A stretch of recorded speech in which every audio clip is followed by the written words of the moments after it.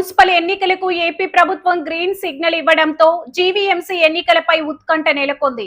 GVMC పాలకవర్గం గడువు ఇప్పటికే ముగియడంతో ఎన్నికల నిర్వహణకు అధికారులు సలహాలు ముమ్మరం చేయనున్నారు.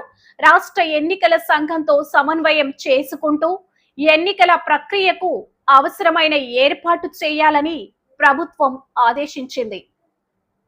సో ఇప్పుడు మనకి ఈ రోజే మార్నింగే మనకి స్టేట్ ఎలక్షన్ కమిషన్ ద్వారా వీడియో కాన్ఫరెన్స్ పెట్టడం జరిగింది స్టేట్ వైడ్ వీసీ. సో దాని భాగంగా జీవీఎంసీ అర్బన్ లోకల్ బాడీలో ఆల్రెడీ మీకు తెలుసు మార్చ్లో టెన్యూర్ కంప్లీట్ అయింది. So we're also gearing for elections.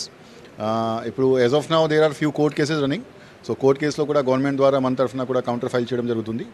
So ఇప్పటికీ జడ్జ్మెంట్ రిజర్వ్ అయింది. Based on the court directions and SC direction we're completely geared up for elections. As of now మేము 98 wards existing ఉన్నాయి.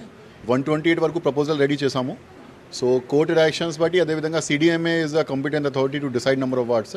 So 120కి మేము prepare చేస్తున్నాము. 120కి prepare చేసినప్పుడు as far as court directions వస్తే ఆ విధంగా సబ్మిట్ చేయడం జరుగుతుంది. ఈరోజు స్టేట్ ఎలక్షన్ కమిషనర్ ద్వారా మేయర్ అదేవిధంగా చైర్పర్సన్ కూడా డైరెక్ట్ ఎలక్షన్స్ చేయాలి అని చెప్పడం జరిగింది. సో దాని భాగంగా రూల్ పొజిషన్ కూడా వాళ్ళు అప్డేట్ చేస్తారు. సో అదేవిధంగా మనకి కూడా జీవీఎంసీలో కార్పొరేటర్ అదేవిధంగా మేయర్కి కూడా డబల్ 2 votes వేయాలి. డబల్ ఎలక్షన్స్ ఉంటాయి.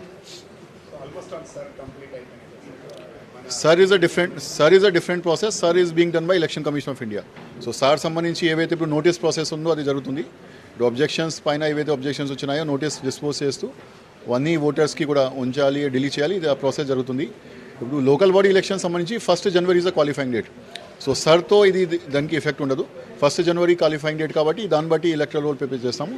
దాన్ని బట్టి ఎలక్టరల్ రోల్ అప్డేషన్ కూడా అవుతుంది. Reservation after finalization of public electoral roll. ఇప్పుడు వార్డ్స్ ఫైనల్ అవ్వాలి, రోల్ ఫైనల్ అవ్వాలి, దాని తర్వాత రివిజన్ అవుతుంది. సో కార్పొరేషన్ కాబట్టి government is the competent authority for reservation.